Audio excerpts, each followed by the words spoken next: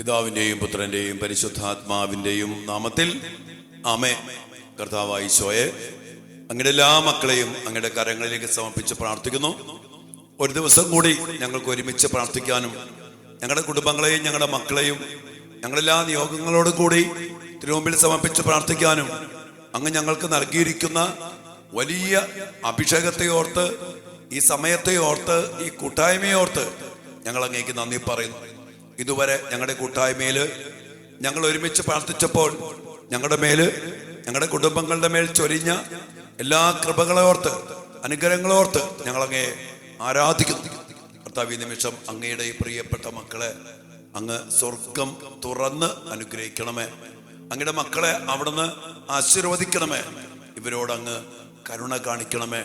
ഇവർക്ക് അവിടുന്ന് സമാധാനം നൽകണമേ, സൗഖ്യം നൽകണമേ, സന്തോഷം നൽകണമേ. അങ്ങ് ഇവരെ കടാക്ഷിച്ച് അനുകമ്പയോടെ ഈ മക്കളെ നോക്കണമേ. അങ്ങയുടെ വലിയ കൃപയും സൗഖ്യവും സമാധാനവും ഇവർക്കും ഇവരുടെ മക്കൾക്കും അങ്ങ് കൽപ്പിച്ച് അരുളണമേ.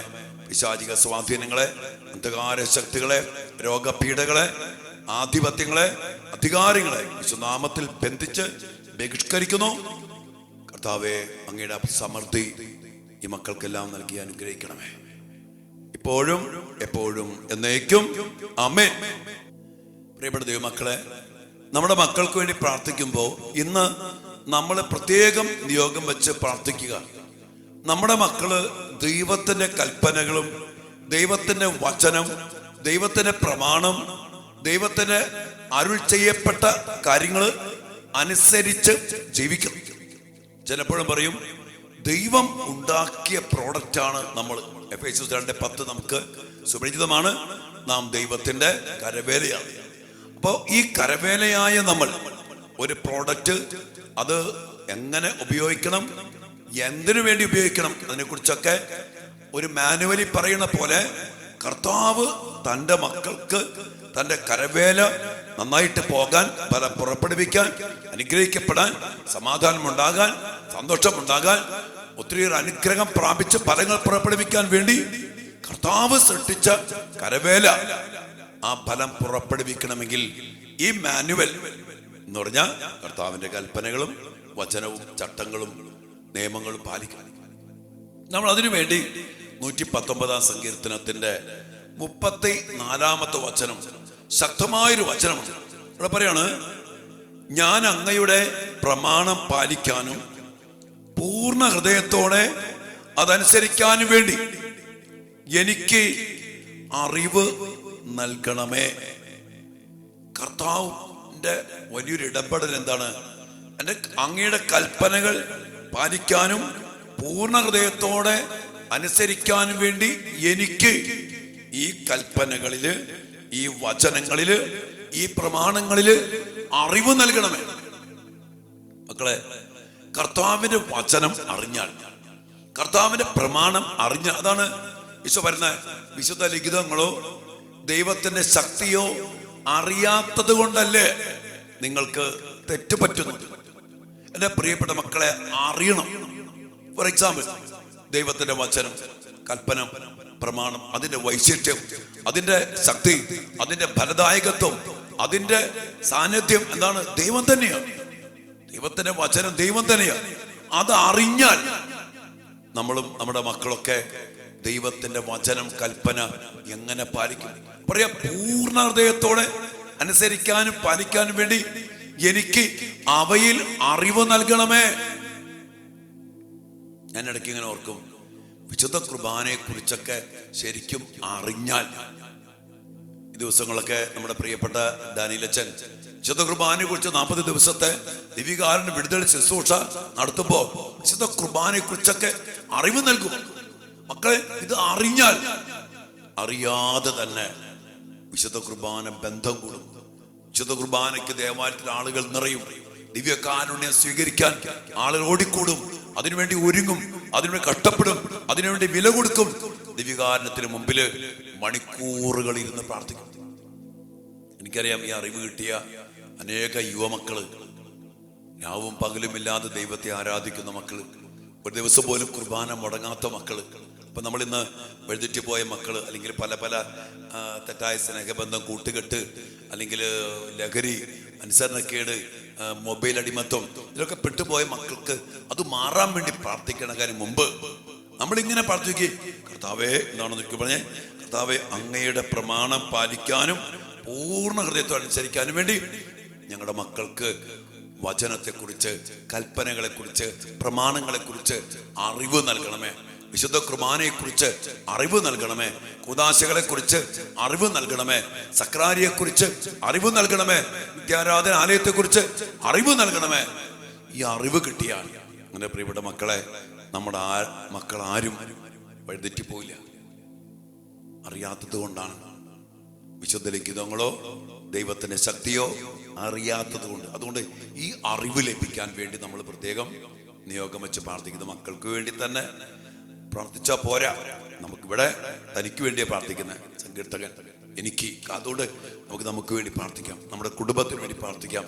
അതോടൊപ്പം തന്നെ നമ്മൾ പ്രാർത്ഥിക്കുമ്പോൾ നമ്മുടെ സഭയ്ക്ക് വേണ്ടി, പ്രത്യേക വൈദികർക്ക് വേണ്ടിയൊക്കെ പ്രാർത്ഥിക്കും, സന്യസ്തർക്ക് വേണ്ടി പ്രാർത്ഥിക്കും. എന്താണ് പൗരോഹിത്യം എന്ന് പോലും അറിയാതെ, ഞാൻ പറഞ്ഞില്ലേ, അറിയാതെ ജീവിക്കുന്ന വിശ്വാസം അപകടകരമാണെന്ന് അച്ഛൻ പലവട്ടം പറഞ്ഞിട്ടുണ്ട്. അറിയാതെ ജീവിക്കുന്ന പൗരോഹിത്യം, അറിയാതെ ജീവിക്കുന്ന സന്യാസ ജീവിതം, അറിയാതെ ജീവിക്കുന്ന ക്രൈസ്തവ ജീവിതം, അറിയാതെ പങ്കെടുക്കുന്ന വിശുദ്ധ കുർബാന, അറിയാതെ ജീവിക്കുന്ന എന്തുമാകട്ടെ അറിയണം. ഈ ഒരു അറിവ് ലഭിക്കാൻ വേണ്ടി നമുക്ക് പ്രത്യേകം പ്രാർത്ഥിക്കാം. ദൈവം പ്രത്യേകം അനുഗ്രഹിക്കട്ടെ. പ്രിയപ്പെട്ട മക്കളെ, ഓഗസ്റ്റ് 27-ാം തീയതി വിശുദ്ധ മോണിക്ക പുണ്യവതിയുടെ തിരുനാളാണ്. നമുക്കറിയാം 2024 ഓഗസ്റ്റ് 27-ാം തീയതി മക്കൾക്ക് വേണ്ടി മോണിക്ക പ്രയർ നമ്മൾ ആരംഭിച്ചത്. ഇന്ന് വരെ മുടങ്ങാതെ ദൈവം നയിച്ചു.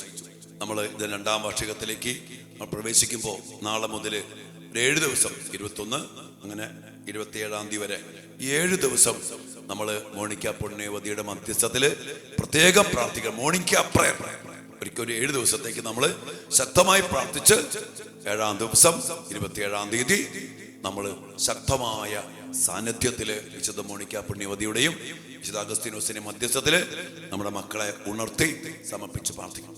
അപ്പൊ അതിലേക്കെല്ലാം നിങ്ങൾ നാളെ ക്ഷണിക്കുകയാണ്. നമുക്ക് ഒരുമിച്ച് പ്രാർത്ഥിക്കാം. മോണിക്ക പ്രയർ അനുഗ്രഹിക്കട്ടെ. നമുക്ക് ദിവ്യാന സന്നദ്ധിയിൽ നമ്മുടെ മക്കൾക്ക് വേണ്ടി ഇങ്ങനെ പ്രാർത്ഥിക്കാം. കർത്താവേ, ഈ ഒരു അറിവ് ഞങ്ങളുടെ മക്കൾക്കും ഞങ്ങൾക്കും ഞങ്ങളുടെ കുടുംബത്തിനും സഭയ്ക്കും ക്രിസ്ത്യാനികൾക്കും വൈദികർക്കും സന്യസ്തർക്കും എല്ലാം അറിവ് നൽകി ജീവിതത്തെ വിശുദ്ധീകരിക്കാൻ പൂർണ്ണ ഹൃദയത്തോടെ കർത്താവിൻ്റെ കൽപ്പനകൾ പാലിച്ച് പൗരോഹിത്യം ജീവിച്ച് കുടുംബജീവിതം ജീവിച്ച് കർത്താവിനെ ആരാധിച്ച് അനുഗ്രഹിക്കപ്പെടാൻ എല്ലാവർക്കും ഇടയാകട്ടെ. പ്രാർത്ഥിക്കാം മക്കളെ. ഈശോ അനുഗ്രഹിക്കട്ടെ. ആമേൻ.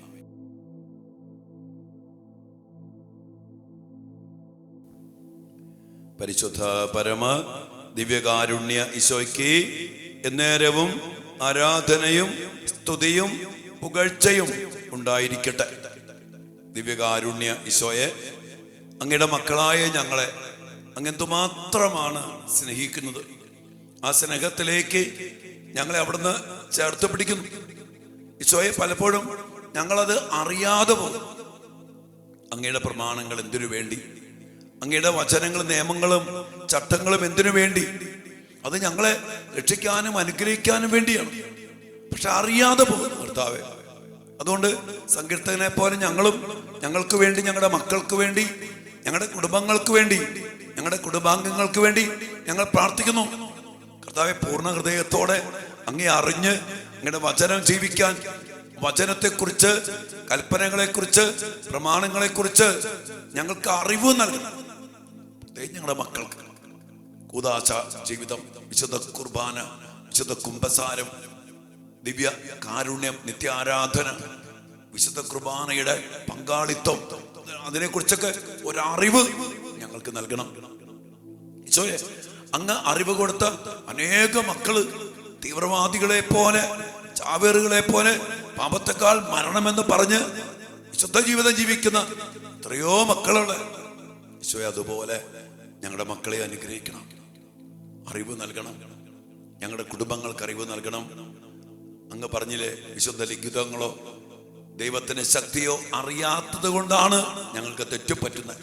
ഞങ്ങൾക്ക് തെറ്റുപറ്റാനുള്ള കാരണം, ഞങ്ങൾ നശിച്ചു പോകാനുള്ള കാരണം, ഞങ്ങൾ തകർന്നു പോകാനുള്ള കാരണം പലപ്പോഴും ആത്മഹത്യക്കും വഴിതെറ്റിയും പലതിന് പിന്നാലെ പോകാനുള്ള കാരണം ഈ അറിവില്ലായ്മയാണ്.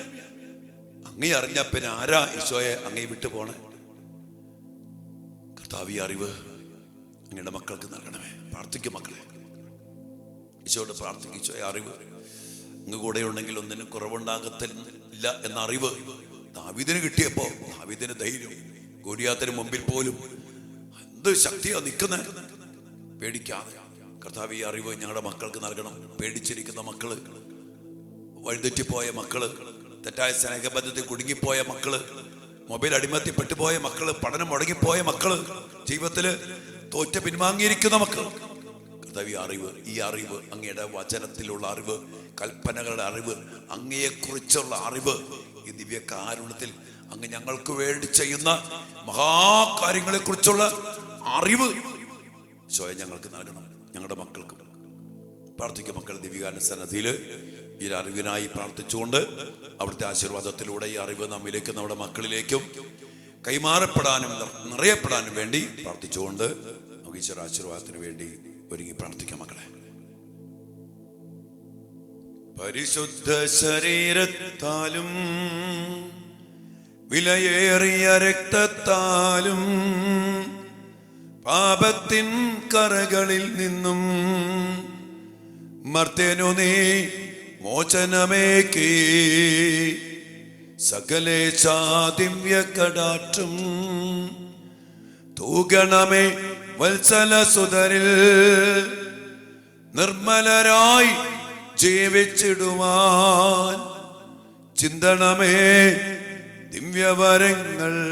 കർത്താവേ, എല്ലാ വരങ്ങളും കൃപകളും ചിന്തി ഞങ്ങളുടെ മക്കളെ, ഞങ്ങളെ അങ്ങയുടെ കൽപ്പനകളിലും വചനത്തിലും അങ്ങയിലും അറിവുള്ളവരാക്കി മാറ്റണേ എന്ന് പ്രാർത്ഥിച്ചുകൊണ്ട് അഭിഷേകം സ്വീകരിച്ച് മക്കൾക്ക് വേണ്ടി പ്രാർത്ഥിച്ച് ഹല്ലേലൂയ. യേശുവേ,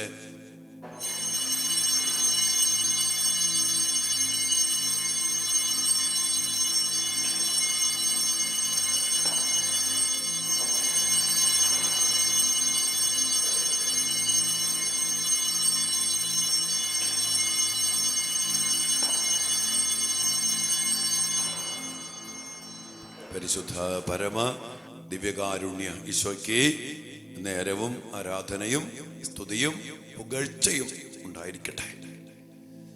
ആമേൻ.